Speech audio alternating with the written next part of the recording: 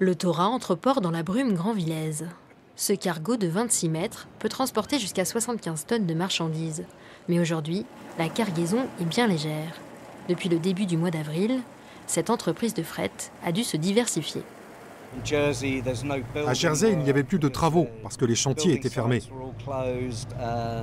La majorité du fret s'est arrêtée. En France, les entreprises de galvanisation étaient aussi fermées.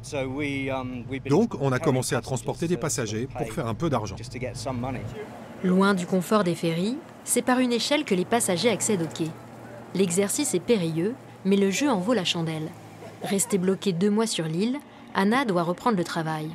Son retour en France était urgent. C'était la seule possibilité parce qu'on cherchait, il n'y avait pas d'avion, il n'y avait rien. Alors, ils nous ont proposé de revenir avec cette bateau. Vous êtes soulagée ? Oui. Pour se déplacer, ces passagers ont besoin d'une autorisation préalable.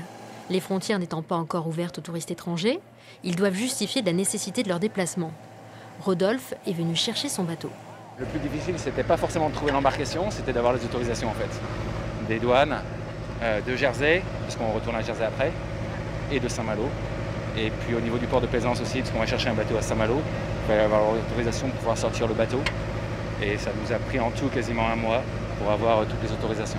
Le Thora devrait assurer le transport des passagers au moins jusqu'à la mi-juin, date à laquelle Manchy Express et Condor Ferry devraient reprendre du service.